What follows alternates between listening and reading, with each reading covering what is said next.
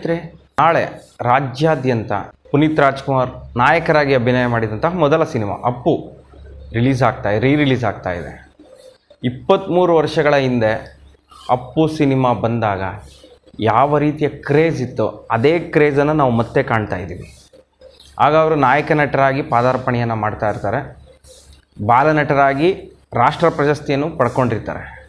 89ರಲ್ಲಿ ಪರಶುರಾಮ ಸಿನಿಮಾದಲ್ಲಿ ಬಾಲನಟನಾಗಿ ಅಭಿನಯ ಮಾಡಿದಂಥ ಅಪ್ಪು ಆ ನಂತರ ಯಾವ ಸಿನಿಮಾಗಳಲ್ಲೂ ಕಾಣಿಸ್ಕೊಳ್ಳೋದಿಲ್ಲ, ತೆರೆಯ ಹಿಂದೆ ಕೆಲಸವನ್ನು ಮಾಡ್ತಾ ಇರ್ತಾರೆ. ಅಂದರೆ ಅಣ್ಣವರ ಸಿನಿಮಾಗಳು, ಜೀವನ ಚೈತ್ರ, ಆಕಸ್ಮಿಕ, ಒಡ ಹುಟ್ಟಿದವರು ಸಿನಿಮಾಗಳಲ್ಲಿ ಅಣ್ಣವರಿಗೆ ಕಾಸ್ಟ್ಯೂಮ್ ಡಿಸೈನ್ ಮಾಡ್ತಾ ಇರ್ತಾರೆ. ಆ 3 ಸಿನಿಮಾದಲ್ಲೂ ಅಣ್ಣವರ ಕಾಸ್ಟ್ಯೂಮ್ ಡಿಸೈನ್ ಸೂಪರಾಗಿರುತ್ತೆ. ಅದಾದ ನಂತರ 2002ನೇ ಇಸ್ವಿನಲ್ಲಿ ಅವರು ನಾಯಕನಾಗಿ ಅಭಿನಯ ಮಾಡಿದಂತಹ ಮೊದಲ ಸಿನಿಮಾ ಅಪ್ಪು ರಿಲೀಸ್ ಆಗುತ್ತೆ. 26ನೇ ತಾರೀಕು ಏಪ್ರಿಲ್ ತಿಂಗಳು 2002 ಅಪ್ಪು ರಿಲೀಸ್ ಆದಂತಹ ದಿನಾಂಕ. ಬಾಲನಟರಾಗಿ ಹೆಸರು ಮಾಡಿರ್ತಾರೆ, ನಾಯಕನಾಗಿ ಪಾದಾರ್ಪಣೆಯನ್ನು ಮಾಡ್ತಾ ಇರ್ತಾರೆ.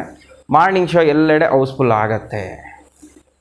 ಆದರೆ ಶುಕ್ರವಾರ ಅಂದರೆ 26ನೇ ತಾರೀಕು ಆ ಸಿನಿಮಾ ನೋಡಿದಂತಹ ಅಭಿಮಾನಿಗಳು ಸಿನಿಮಾ ಅದ್ಧೂರಿಯಾಗಿ ಬಂದಿದೆ ಅಂಥೇಳಿ ಮೌತ್ ಪಬ್ಲಿಸಿಟಿ ಆಗುತ್ತಲ್ಲ, ಅದರ ನಾಳೆಯಿಂದನೇ ಅಂದರೆ ಶನಿವಾರದಿಂದನೇ ಆ ಸಿನಿಮಾದ ಕಲೆಕ್ಷನ್ ದುಪ್ಪಟ್ಟಾಗ್ಬಿಡತ್ತೆ. ಏನು ಮೊದಲನೇ ದಿನ ಅಭಿಮಾನಿ ಸಾಗರ ಇತ್ತು ಚಿತ್ರಮಂದಿರಗಳ ಮುಂದೆ, ಅದರ 2 ಪಟ್ಟು ಜನಸಾಗರ ಸೇರೋದಕ್ಕೆ ಶುರುವಾಗುತ್ತೆ.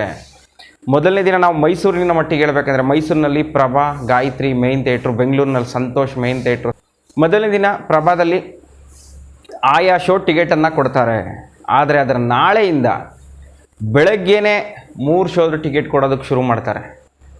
ಸಿನಿಮಾ ಅದ್ಧೂರಿಯಾಗಿ ಬಂದಿದೆ ಅಂತ ಪಬ್ಲಿಸಿಟಿ ಆದ ತಕ್ಷಣವೇ ಅಭಿಮಾನಿ ಸಾಗರ ಸಿನಿಮಾವನ್ನು ಪದೇ ಪದೇ ವೀಕ್ಷಣೆ ಮಾಡೋದಕ್ಕೆ ಮೂಗಿ ಬೀಳೋದಕ್ಕೆ ಶುರು ಮಾಡ್ತಾರೆ. ಮೊದಲನೇ ದಿನ ಆಯಾ ಶೋದ ಟಿಕೆಟ್ ಕೊಟ್ಟರು, ಬಟ್ 2ನೇ ದಿನದಿಂದ ಬೆಳಗ್ಗೆನೇ 3 ಶೋದು ಟಿಕೆಟ್ ಕೊಡೋಕ್ಕೆ ಶುರು ಮಾಡ್ತಾರೆ. ಅಂದರೆ ಮಾರ್ನಿಂಗ್ ಶೋದು 8:30-9 ಗಂಟೆಗೆ ಕೊಟ್ಟು ಮುಗಿಸಿದ್ರೆ 10 ಗಂಟೆಗೆ matinee, first show, second show 3 ಶೋದು ಟಿಕೆಟ್ ಕೊಡೋದಕ್ಕೆ ಶುರು ಆಗುತ್ತೆ. ಪ್ರಭಾದಲ್ಲೂ ಅದೇ ರೀತಿ ಸುನಾಮಿ, ಗಾಯತ್ರಿ ಚಿತ್ರಮಂದಿರದಲ್ಲೂ ಕೂಡ ಅದೇ ರೀತಿಯ ಜನಸಾಗರ.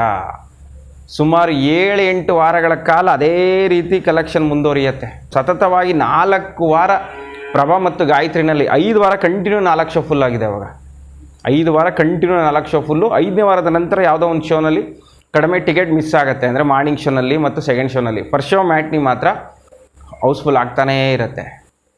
ಅಪ್ಪು ಸಿನಿಮಾ 26ನೇ ತಾರೀಕು ಏಪ್ರಿಲ್ನಲ್ಲಿ ರಿಲೀಸ್ ಆದರೆ ಅದರ ಮುಂದಿನ ವಾರ ಅಂದರೆ ಮೇ 3ನೇ ತಾರೀಕಲ್ಲಿ ವಿಜಯ ರಾಘವೇಂದ್ರ ಅಭಿನಯದ ನಿನಗಾಗಿ ಸಿನಿಮಾ ರಿಲೀಸ್ ಆಗುತ್ತೆ. ಆ 2 ಸಿನಿಮಾಗಳು ಆಗ ಪೈಪೋಟಿ ಮೇಲೆ ಪ್ರದರ್ಶನವಾಗುತ್ತೆ. ಒಂದು ಕಡೆ ಅಪ್ಪು ಹೌಸ್ಫುಲ್ ಆಗ್ತಾ ಇರುತ್ತೆ, ಮತ್ತೊಂದು ಕಡೆ ನಿನಗಾಗಿ ಸಿನಿಮಾ ಹೌಸ್ಫುಲ್ ಆಗ್ತಾ ಇರುತ್ತೆ. 2 ಸಿನಿಮಾದ ಕಲೆಕ್ಷನ್ 100 ದಿನಗಳವರೆಗೂ ಅದೇ ರೀತಿ ಒಂದೇ ಹಂತದಲ್ಲಿ ಮುಂದುವರಿತಾ ಇರುತ್ತೆ. ಕಲೆಕ್ಷನ್ ಡೌನ್ ಅನ್ನೋ ಮಾತೇ ಬರೋದಿಲ್ಲ. ಆ ಮಟ್ಟಿಗೆ ಎರಡು ಸಿನಿಮಾಗಳು ಹೌಸ್ಫುಲ್ ಆಗ್ತಾ ಇರುತ್ತೆ. ಅಪ್ಪು ಮತ್ತು ನಿನಗಾಗಿ ಸಿನಿಮಾಗಳನ್ನು ಬೀಳಿಸ್ಬೇಕು ಕಲೆಕ್ಷನ್ನಲ್ಲಿ ಅಂಥೇಳಿ ಆ ಸಿನಿಮಾಗಳು ರಿಲೀಸ್ ಆಗುತ್ತೆ. ಆದರೆ ಯಾವ ಸಿನಿಮಾಗಳು ಕೂಡ ಈ 2 ಸಿನಿಮಾಗಳ ಕಲೆಕ್ಷನ್ನ ಬೀಟ್ ಮಾಡೋದಕ್ಕಾಗೋದಿಲ್ಲ. ಈ 2 ಸಿನಿಮಾಗಳ ಓಟ ಅದೇ ರೀತಿ ಮುಂದುವರಿಯುತ್ತೆ.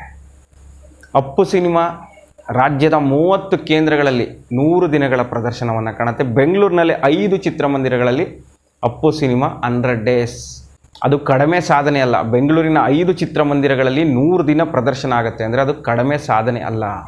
ಬೆಂಗಳೂರಿನ ಸಂತೋಷ್, ನವರಂಗ್, ಪ್ರಮೋದ್, ಸಿದ್ದೇಶ್ವರ, ಉಮಾ ಈ 5 ಚಿತ್ರಮಂದಿರಗಳಲ್ಲಿ 100 ಡೇಸ್ ಆಗುತ್ತೆ. ಮತ್ತು ಸಂತೋಷ್ ಚಿತ್ರಮಂದಿರದಲ್ಲಿ 200 ದಿನಗಳ ಪ್ರದರ್ಶನವನ್ನು ಕಾಣುತ್ತೆ. ಅದಾದ ನಂತರ ಮೈಸೂರಿನಲ್ಲಿ ಪ್ರಭಾ, ಗಾಯತ್ರಿ 2 ಚಿತ್ರಮಂದಿರಗಳಲ್ಲಿ 100 ಡೇಸ್ ಆಗುತ್ತೆ. ತುಮಕೂರು ಗಾಯತ್ರಿ, ತಿಪ್ಟೂರು ಲಕ್ಷ್ಮಿ, ಮಂಡ್ಯದಲ್ಲಿ ಸಿದ್ಧಾರ್ಥ, ಹಾಸನದಲ್ಲಿ ಸಹ್ಯಾದ್ರಿ, ಅರಸೀಕೆರೆ ವೆಂಕಟೇಶ್ವರ, ಚಾಮರಾಜನಗರದಲ್ಲಿ ಬಸವೇಶ್ವರ, ಶಿವಮೊಗ್ಗದಲ್ಲಿ ಮಲ್ಲಿಕಾರ್ಜುನ, ಭದ್ರಾವತಿನಲ್ಲಿ ನೇತ್ರಾವತಿ ಚಿತ್ರಮಂದಿರ, ಚಿತ್ರದುರ್ಗದ ರೂಪಾವಾಣಿ ಚಿತ್ರಮಂದಿರದಲ್ಲಿ 100 ಡೇಸ್ ಆಗುತ್ತೆ. ದಾವಣಗೆರೆ ಗೀತಾಂಜಲಿ, ಹೊಸಪೇಟೆ ಲಕ್ಷ್ಮಿ, ಹರಿಹರ ಶ್ರೀಕಾಂತ್, ಮಂಗಳೂರಿನಲ್ಲಿ ಪ್ರಭಾತ್, ಉಡುಪಿ ಡಯಾನ. ಮಂಗಳೂರು ಮತ್ತು ಉಡುಪಿನಲ್ಲಿ 50 ದಿನ ಸಿನಿಮಾ ಪ್ರದರ್ಶನವಾದರೆ ಹೆಚ್ಚು ಅನ್ನೋ ಒಂದು ಕಾಲ ಆಗ. ಆ 2 ಜಿಲ್ಲೆಗಳಲ್ಲೂ ಅಪ್ಪು ಸಿನಿಮಾ 100 ಡೇಸ್ ಹೋಗುತ್ತೆ. ಅದಾದ ನಂತರ ಗುಲ್ಬರ್ಗದಲ್ಲಿ ಮದನ್ ಚಿತ್ರಮಂದಿರದಲ್ಲಿ, ರಾಯಚೂರಿನಲ್ಲಿ ಚಂದ್ರಪ್ರಭಾ ಚಿತ್ರಮಂದಿರದಲ್ಲಿ 100 ಡೇಸ್ ಆಗುತ್ತೆ. ಗಂಗಾವತಿ ಚಂದ್ರಹಾಸ ಚಿತ್ರಮಂದಿರದಲ್ಲಿ, ಕೊಪ್ಪಳದಲ್ಲಿ ಶಾರದಾ, ಹುಬ್ಬಳ್ಳಿ ಶೃಂಗಾರ, ಧಾರವಾಡ ಪದ್ಮ, ಗದಗ್ ವೆಂಕಟೇಶ್ವರ, ಬೆಳಗಾಂ ನಿರ್ಮಲ್, ಬಿಜಾಪುರ ಅಮೀರು, ಬನಹಟ್ಟಿ ವೈಭವ್, ರಾಣೆಬೆನ್ನೂರು ಸಂಗಮ್ ಥಿಯೇಟ್ರು, ಕೊಳ್ಳೇಗಾಲ ಶ್ರೀನಿವಾಸ ಇಷ್ಟು ಚಿತ್ರಮಂದಿರಗಳಲ್ಲಿ ಅಪ್ಪು ಸಿನಿಮಾ 100 ಡೇಸ್ ಆಗುತ್ತೆ. ಭರ್ಜರಿ ಪ್ರದರ್ಶನ. ಮೊದಲನೇ ಸಿನಿಮಾ ಈ ಮಟ್ಟಿಗೆ ಪ್ರದರ್ಶನ ಆಗತ್ತೆ ಅಂತ ಅಭಿಮಾನಿಗಳು ಅಂದ್ಕೊಂಡಿರ್ತಾರೆ. ಯಾಕಂದರೆ ಅವರು ಬಾಲನಟರಾಗಿ ಹೆಸರು ಮಾಡಿದ್ದಂಥವ್ರು ಮತ್ತು ಆ ಸಿನಿಮಾದ ಹಾಡುಗಳು ಸಿನಿಮಾ ರಿಲೀಸ್ಗೂ ಮುಂಚೆನೇ ಕ್ರೇಜ್ ಕ್ರಿಯೇಟ್ ಮಾಡಿರುತ್ತೆ, ಅದ್ಧೂರಿಯಾಗಿ ಮೂಡಿ ಬಂದಿರುತ್ತೆ ಹಾಡುಗಳು. ಅದರಲ್ಲಿ ಅಣ್ಣವ್ರು 2 ಹಾಡುಗಳನ್ನು ಹಾಡಿರ್ತಾರೆ. ಅಣ್ಣವ್ರು 2 ಹಾಡು ಹಾಡಿದ್ರು ಅಂದರೆ ಅದು ಸೂಪರ್ ಹಿಟ್ ಆಗುತ್ತೆ ಅನ್ನೋದು ಅಭಿಮಾನಿಗಳ ನಂಬಿಕೆ. ಹೀಗಾಗಿ ಆ ಸಿನಿಮಾದ ಮೇಲೆ ಸಾಕಷ್ಟು ನಿರೀಕ್ಷೆ. ಹೊಸ ಹೀರೋಯಿನ್ನು ರಕ್ಷಿತಾ ಅವರು ಕೂಡ ತುಂಬ ಸೊಗಸಾಗಿ ಅಭಿನಯವನ್ನು ಮಾಡಿರ್ತಾರೆ. ಅವಿನಾಶ್, ಶ್ರೀನಿವಾಸ ಮೂರ್ತಿ ಹಲವು ವರ್ಷಗಳ ಬಳಿಕ ವಜ್ರೇಶ್ವರಿ ಸಂಸ್ಥೆಯಲ್ಲಿ ಶ್ರೀನಿವಾಸ ಮೂರ್ತಿಯವರು ನಟನೆಯನ್ನು ಮಾಡ್ತಾರೆ. ಕವಿರತ್ನ ಕಾಳಿದಾಸ ಸಿನಿಮಾದಲ್ಲೇ ಲಾಸ್ಟ್ ಅವರು ವಜ್ರೇಶ್ವರಿ ಸಂಸ್ಥೆಯ ಸಿನಿಮಾದಲ್ಲಿ ನಟನೆ ಮಾಡಿದ್ದು. ಅದಾದ ನಂತರ ಅವರು ವಜ್ರೇಶ್ವರಿ ಸಂಸ್ಥೆಯ ಸಿನಿಮಾಗಳಲ್ಲಿ ಅಭಿನಯವನ್ನೇ ಮಾಡಿರೋದಿಲ್ಲ. 2002ರಲ್ಲಿ ಆ ಕಾಲ ಕೂಡಿ ಬರುತ್ತೆ. ಅವರು ಕೂಡ ಅದರಲ್ಲಿ ಅಮೋಘವಾಗಿ ಅಭಿನಯವನ್ನು ಮಾಡಿರ್ತಾರೆ. ಸುಮಿತ್ರಾ ಅವರು ಅಪ್ಪುವಿನ ತಾಯಿಯಾಗಿ ಒಳ್ಳೆ ಪರ್ಫಾರ್ಮೆನ್ಸ್ ಇರುತ್ತೆ ಅದರಲ್ಲಿ. ಈ ರೀತಿ ಆ ಸಿನಿಮಾ 2002ನೇ ಇಸ್ವಿನಲ್ಲಿ ಬ್ಲಾಕ್ ಬಸ್ಟರ್ ಹಿಟ್ ಆಗುತ್ತೆ. 30 ಚಿತ್ರಮಂದಿರಗಳಲ್ಲಿ 100 ಡೇಸ್ ಆಗುತ್ತೆ. 5 ಚಿತ್ರಮಂದಿರಗಳಲ್ಲಿ 25 ವಾರ ಪ್ರದರ್ಶನವಾಗುತ್ತೆ.